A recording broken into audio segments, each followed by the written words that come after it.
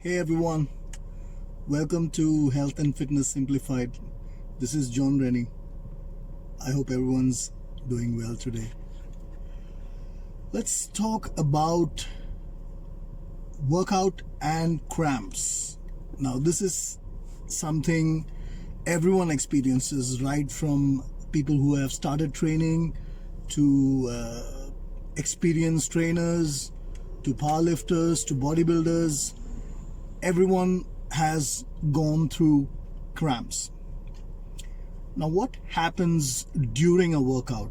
Now, basically, our workout consists of contraction and expansion of the muscle. Now, let's say, for example, if I were to train my bicep, this would be a contraction and this would be relaxing of the bicep. Now, this is also called a concentric movement, and this is eccentric movement. Now, making it very simple, as in why a person could get cramps. Now, let's look at two scenarios. You would have experienced cramps at times during the workout. That is when you're training. During maybe towards the end of your set, you feel that you're getting cramps. This is one scenario. Or you're getting cramps immediately once you have almost finished your training, or just after your training, you would have experienced getting cramps. Or this is a scenario where even you are shocked, as in you probably finished working out sometime in the morning, but in the middle of the night, out of nowhere, you're getting cramps and you're wondering what's happening, because you didn't even train. You were not into any kind of physical activity. You're probably lying down to go to bed and you're experiencing cramps and you're wondering why. Now let's come back to the first situation where probably you're working out or you've just finished workout and you're getting cramps. Now, what happens during a concentric movement, that is when you contract your muscle? What happens is your muscle releases calcium. This calcium binds with a protein and is absorbed back by the muscle. This is a general scenario what goes on, which means in matter of seconds, when you contract your muscle, what's happening inside is your muscle is releasing calcium, and the calcium binds with the protein and it is absorbed back into the muscle, and then again you relax and you contract, and this keeps on going. What happens when you contract the muscle and the calcium is released and it binds with the protein?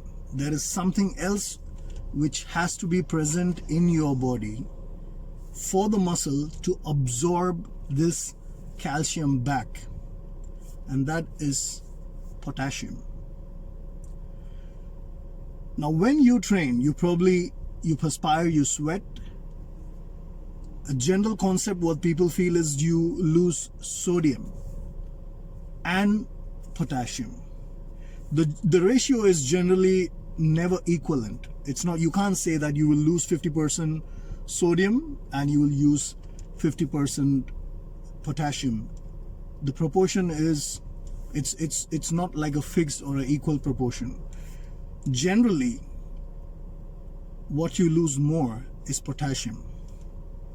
So once you start losing more potassium, your muscles tend to cramp. Because of lack of potassium, your muscles are not able to absorb the calcium back. So this is the reason for cramps during your workout or immediately following your workout? Now, this is the first part of the question, where why you get cramps during the workout or immediately after your workout. Now let's talk about the cramp that comes out of nowhere, probably in the middle of the night, and you're wondering why. This is due to lack of magnesium. So if your body lacks magnesium, what magnesium basically does is it helps your neuro part of the body to function well. Now when you're stressed, what's the kind of reaction what you have? Like tensed. This is your stressed emotion. So basically, if you lack magnesium, your body is in this kind of a stress, which can lead to cramps in the middle of the night or out of nowhere, and you wonder why you're getting the cramps. So this is absolutely due to lack of magnesium. Now, how can you prevent this? The simplest way to prevent it is by supplying your body with adequate amount of potassium and magnesium. Now, you can have this in most of the electrolyte supplements, where your body would get necessary potassium and magnesium.